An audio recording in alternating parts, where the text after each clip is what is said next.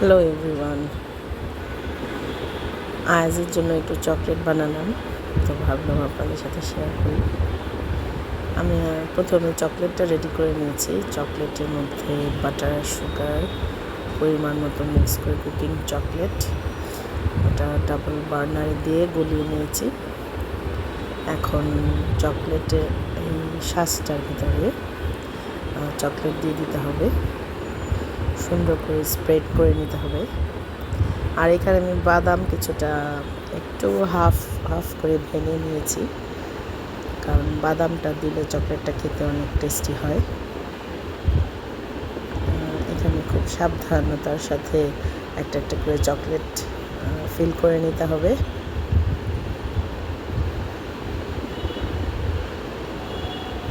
Chocolate বানাতে আমার ভালোই লাগে। যেটা বেশি কোকোয়া থাকে, সুগার কম থাকে, সেই চকলেটগুলোকেই আমি আবার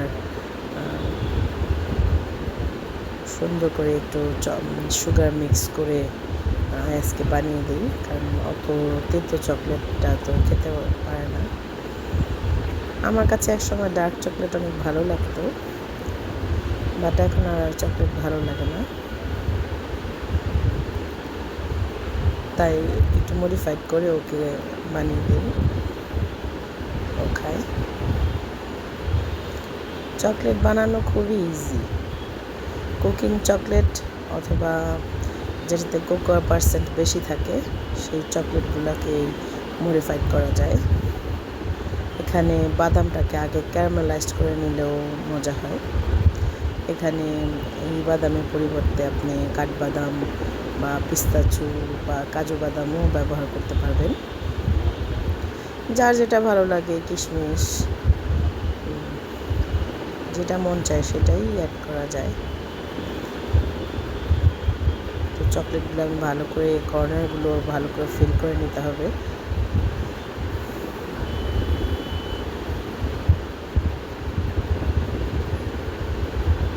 কারণ কর্নারগুলোতে যদি চকলেট ভালো করে না লাগে, যখন এটা বের হয় তখন ওই জায়গাগুলোতে ফাঁকা রয়ে যায়, তখন চকলেটটা দেখতে সুন্দর হয় না। তাই চকলেটটা ভালো করে স্প্রেড করে নিতে হবে।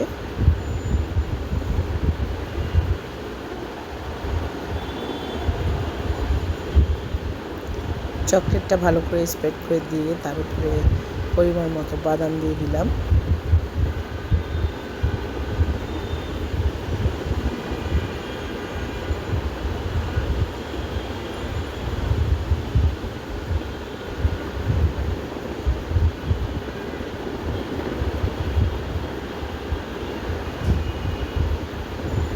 সুন্দর করে বাদামগুলো ছড়িয়ে দিতে হবে, প্রতিটা কর্নারের মধ্যে যেন বাদামগুলো যায় সেভাবে দিতে হবে।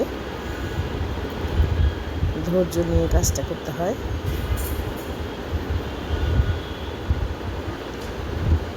নিজে হাতে জিনিসটা বানালেও ভালো লাগে।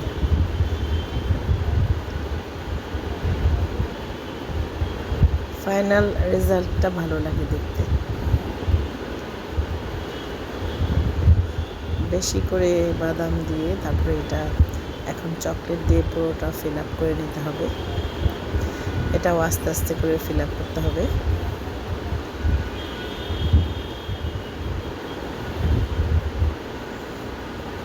আমার কাছে মনে হচ্ছে যে আর একটু বাদাম দিই, তাই দিলাম।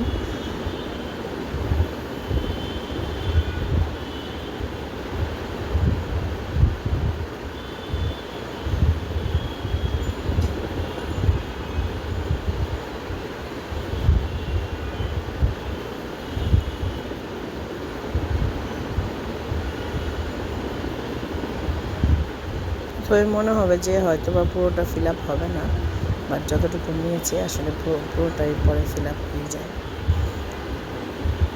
ভয় পাওয়ার কিছু নেই, আস্তে আস্তে করতে করতে শিখে যাবেন।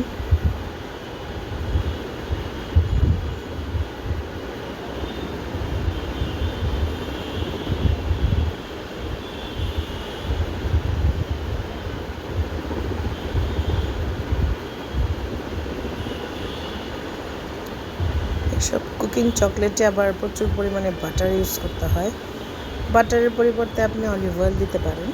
অলিভ অয়েল দিলে অলিভ অয়েলটা অল্প দিতে হবে। আসলে বাটারটাই ভালো লাগে, কারণ বাটারটা চকলেটটাকে জমতে সাহায্য করে। যখন এটা ঠান্ডা হয়ে যায় বাটারের কারণে এটার শেপটা চলে আসে সুন্দর মতো। অলিভ অয়েল দিয়ে যদিও আমি করিনি, অলিভ অয়েল দিয়ে কীরকম স্মেল হবে আমি জানি না, বাটারটাই ভালো। এক্সপেরিমেন্ট না করাই ভালো, অথবা অল্প একটুখানি নিয়ে আলাদা করে দেখা উচিত।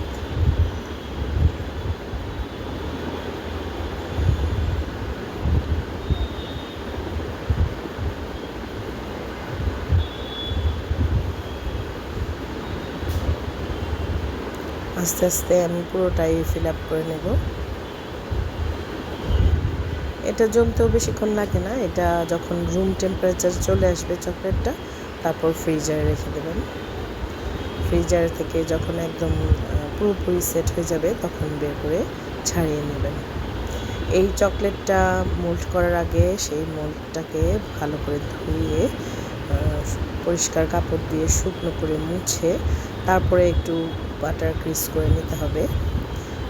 যে কোনো টিস্যু পেপারের সাহায্যে বা হাতের সাহায্যে অল্প একটু বাটার নিয়ে পুরোটা গ্রিস করে নেবেন, তাহলে চকলেটগুলো উঠে আসতে সুবিধা হবে।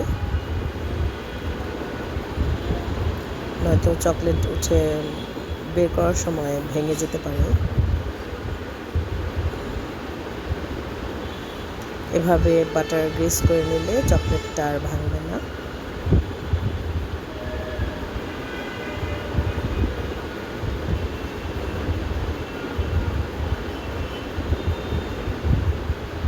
এগুলো কাজ আসলে খুব আস্তে আস্তে করতে হয়, একটু বেশি টাইম লাগে।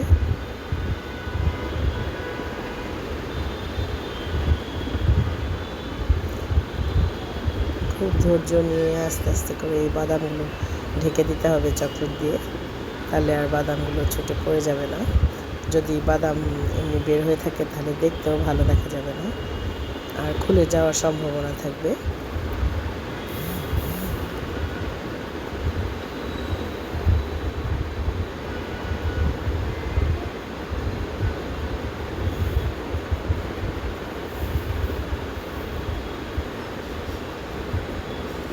আমার মোটামুটি সবগুলো করাই শেষ, একটা বাকি আছে, একটা হয়ে গেলেই আমার শেষ।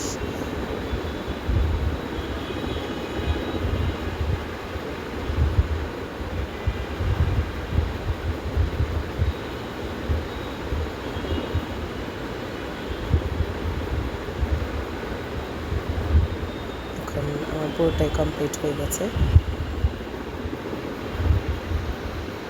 সবাইকে অনেক ধন্যবাদ আমার ভিডিওটি দেখার জন্য। অনেক ধৈর্য নিয়ে ভিডিওটি দেখতে হয়। সবাইকে অনেক ধন্যবাদ আমার পাশে থাকার জন্য।